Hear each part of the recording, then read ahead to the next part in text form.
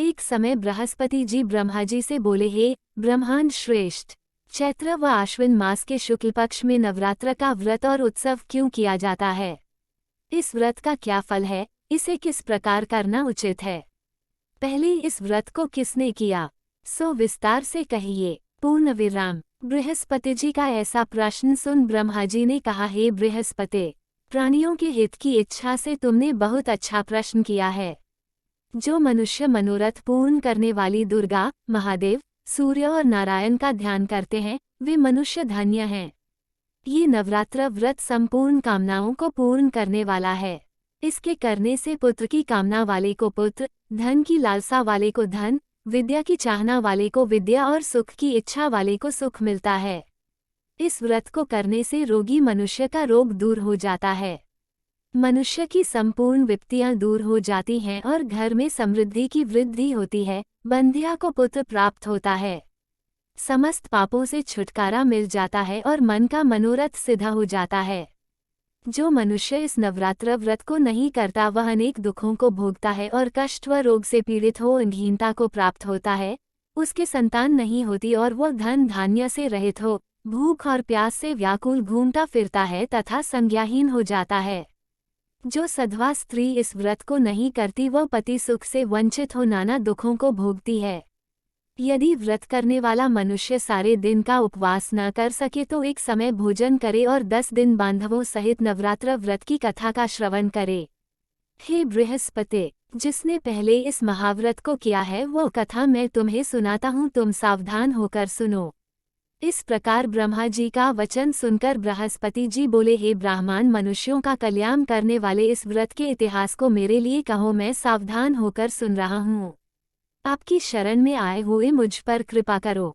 ब्रह्मा जी बोले, प्राचीन काल में मनोहर नगर में पीठत नाम का एक अनाथ ब्राह्मण रहता था।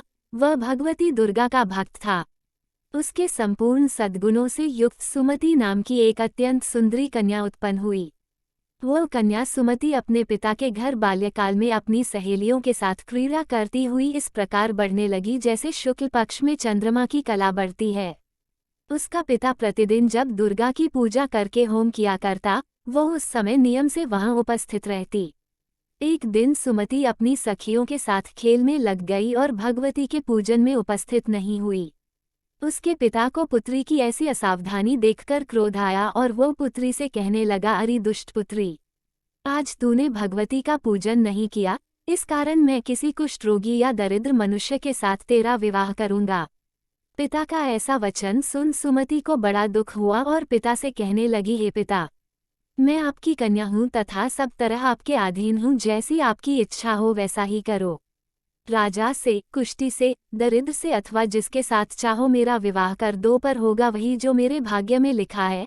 मेरा तो अटल विश्वास है जो जैसा कर्म करता है उसको कर्मों के अनुसार वैसा ही फल प्राप्त होता है, क्योंकि कर्म करना मनुष्य के अधीन है पर फल देना ईश्वर के अधीन है। जैसे अग्नि में पड़ने से तृणादि उसको अधिक प्रदीप्त कर देते हैं, इस प्रकार कन्या के निर्भयता से कहे हुए वचन सुन उस ब्राह्मण ने क्रोधित हो अपनी कन्या का विवाह एक कुष्ठी के साथ कर दिया और अत्यंत क्रोधित हो पुत्री से कहने लगा, हे पुत्री, अपने कर्म का फल भोगो, देखिए भाग्य के भरोसे रहकर क्या करती हो।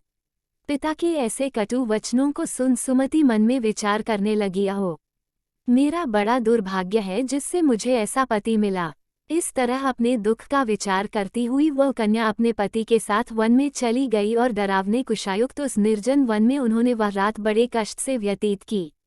उस गरीब बालिका की ऐसी दशा देख देवी भगवती ने पूर्व पुण्य के प्रभाव से प्रकट हो सुमति से कहा, हे दीन ब्राह्मणी, मैं तुझसे प्रसन्न हूँ, तुम जो चाहो सो वरदान मांग सकती हो। भगवती दुर्गा का ये वचन सुन ब्राह्मणी ने कहा, आप कौन है वह सब मुझसे कहो। ब्राह्मणी का ऐसा वचन सुन देवी ने कहा कि मैं आदि शक्ति भगवती हूँ और मैं ही ब्रह्मविद्या व सरस्वती हूँ। प्रसन्न होने पर मैं प्राणियों का दुख दूर कर उनको सुख प्रदान करती हूँ। हे ब्राह्मणी, मैं तुझ पर तेरे पूर्व जन्म के पुण्य के प्रभाव से प्रसन्न हूँ। तुम्हारे पूर्व जन्म का वृतांत सुनाती हूँ, सुनो। तू पूर्व जन्म में निषाद भील की स्त्री थी और अति पतिव्रता थी। एक दिन तेरे पति निषाद ने चोरी की। चोरी करने के कारण तुम दोनों को सिपाहियों ने पकड़ लिया और ले जाकर जेलखाने में कैद कर दिया। उन लोगों ने तुझको और तेरे पति को भोजन भी नहीं दिया। इस प्रकार नवरात्र के दिनों में तुमने न तो कुछ खाया और न जल ही पिया। इस प्रकार 9 दिन तक नवरात्र का व्रत हो गया। हे ब्राह्मणी, उन दिनों में जो व्रत हुआ, इस व्रत के प्रभाव से प्रसन्न होकर मैं तुझे मनोवांछित वर देती हूँ। तुम्हारी जो इच्छा हो सो मांगो। इस प्रकार दुर्गा के वचन सुन ब्राह्मणी बोली, अगर आप मुझ पर प्रसन्न हैं तो हे दुर्गे, मैं आपको प्रणाम करती हूँ, कृपा करके मेरे पति का कोढ़ दूर करो। देवी ने कहा, उन दिनों तुमने जो व्रत किया था उस व्रत का एक दिन का पुण्य पति का कोढ़ दूर करने के लिए अर्पण करो। उस पुण्य के प्रभाव से तेरा पति कोढ़ से मुक्त हो जाएगा। ब्रह्मा जी बोले। इस प्रकार देवी के वचन सुन वह ब्राह्मणी बहुत प्रसन्न हुई और पति को निरोग करने की इच्छा से जब उसने तथास्तु ठीक है ऐसा वचन कहा, तब उसके पति का शरीर भगवती दुर्गा की कृपा से कुष्ठ रोग से रहित हो अति कांतिवान हो गया। वह ब्राह्मणी पति की मनोहर देह को देख देवी की स्तुति करने लगी, हे दुर्गे, आप दुर्गति को दूर करने वाली, तीनों लोकों का संताप हरने वाली, समस्त दुखों को दूर करने वाली, रोगी मनुष्य को निरोग करने वाली, प्रसन्न हो मनोवांछित वर देने वाली और दुष्टों का नाश करने वाली जगत की माता हो। हे अम्बे, मुझ निरपराध अबला को मेरे पिता ने कुष्ठी मनुष्य के साथ विवाह कर घर से निकाल दिया।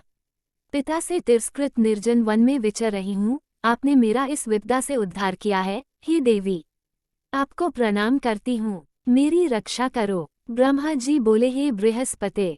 उस ब्राह्मणी की ऐसी स्तुति सुन देवी बहुत प्रसन्न हुई और ब्राह्मणी से कहा, हे ब्राह्मणी, तेरे उदाले नामक अति बुद्धिमान, धनवान, कीर्तिवान और जितेंद्रिय पुत्र शीघ्र उत्पन्न होगा। ऐसा वर प्रदान कर देवी ने ब्राह्मणी से फिर कहा कि हे ब्राह्मणी, और जो कुछ तेरी इच्छा हो वह मांग ले। भगवती दुर्गा का ऐसा वचन सुन सुमति ने कहा कि हे भगवती दुर्गे, अगर आप मुझ पर प्रसन्न हैं तो कृपा कर मुझे नवरात्र व्रत की विधि और उसके फल का विस्तार से वर्णन करें। महात्म्य। इस प्रकार ब्राह्मणी के वचन सुन दुर्गा ने कहा, हे ब्राह्मणी, मैं तुम्हें संपूर्ण पापों को दूर करने वाले नवरात्र व्रत की विधि बतलाती हूँ, जिसको सुनने से मोक्ष की प्राप्ति होती है। आश्विन मास के शुक्ल पक्ष की प्रतिपदा से लेकर 9 दिन तक विधिपूर्वक व्रत करें। यदि दिन भर का व्रत न कर सके तो एक समय भोजन करें। विद्वान ब्राह्मणों से पूछकर घट स्थापन करें और वाटिका बनाकर उसको प्रतिदिन जल से सींचें। महाकाली, महालक्ष्मी और महासरस्वती देवी की मूर्तियां स्थापित कर उनकी नित्य विधि सहित पूजा करें और पुष्पों से विधिपूर्वक अर्घ्य दें। बिजौरा के फल से अर्घ्य देने से रूप की प्राप्ति होती है। जायफल से अर्घ्य देने से कीर्ति, दाख से अर्घ्य देने से कार्य की सिद्धि होती है, आंवले से अर्घ्य देने से सुख की प्राप्ति और केले से अर्घ्य देने से आभूषणों की प्राप्ति होती है। इस प्रकार पुष्पों व फलों से अर्घ्य देकर व्रत समाप्त होने पर 9वें दिन यथाविधि हवन करें। खांड, घी, गेहूं, शहद, जौ, तिल, बिल्व, बेल, नारियल, दाख और कदम आदि से हवन करें। गेहूं से होम करने से लक्ष्मी की प्राप्ति होती है। खीर एवं चंपा के पुष्पों से धन की और बेल पत्तों से तेज व सुख की प्राप्ति होती है। आंवले से कीर्ति की और केले से पुत्र की, कमल से राज सम्मान की और दाखों से संपदा की प्राप्ति होती है। खांड, घी, नारियल, शहद, जौ और तिल तथा फलों से होम करने से मनोवांछित वस्तु की प्राप्ति होती है। व्रत करने वाला मनुष्य इस विधि विधान से होम कर आचार्य को अत्यंत नम्रता के साथ प्रणाम करे और यज्ञ की सिद्धि के लिए उसे दक्षिणा दे। इस प्रकार बताई हुई विधि के अनुसार जो व्यक्ति व्रत करता है उसके सब मनोरथ सिद्ध होते हैं, इसमें तनिक भी संदेह नहीं है। इन 9 दिनों में जो कुछ दान आदि दिया जाता है उसका करोड़ों गुना फल मिलता है।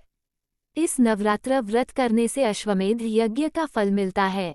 हे ब्राह्मणी, इस संपूर्ण कामनाओं को पूर्ण करने वाले उत्तम व्रत को तीर्थ, मंदिर अथवा घर में विधि के अनुसार करें। ब्रह्मा जी बोले, हे बृहस्पति। इस प्रकार ब्राह्मणी को व्रत की विधि और फल बताकर देवी अंतर्ध्यान हो गई।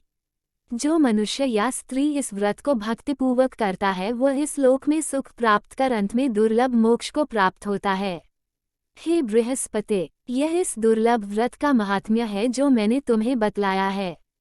ये सुन बृहस्पति जी आनंद से प्रफुल्लित हो ब्रह्मा जी से कहने लगे कि हे ब्रह्मन, आपने मुझ पर अति कृपा की जो मुझे इस नवरात्र व्रत का महात्म्य सुनाया।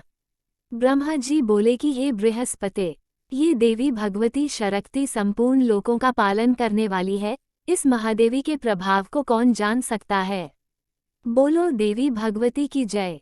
व्रत की विधि: प्रातः नित्यकर्म से निवृत्त हो, स्नान कर, मंदिर में या घर पर ही नवरात्र में दुर्गा जी का ध्यान करके ये कथा करनी चाहिए। कन्याओं के लिए यह व्रत विशेष लाभदायक है।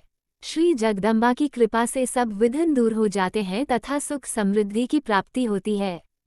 प्रार्थना: हे परमेश्वरी, मेरे द्वारा रात दिन सहस्त्रों अपराध होते हैं, यह मेरा दास है, समझकर मेरे अपराधों को क्षमा करो। हे परमेश्वरी, मैं आह्वान, विसर्जन और पूजन करना नहीं जानता, मुझे क्षमा करो। हे सुरेश्वरी, मैंने जो मंत्रहीन, क्रियाहीन, भक्तियुक्त पूजन किया है वह स्वीकार करो।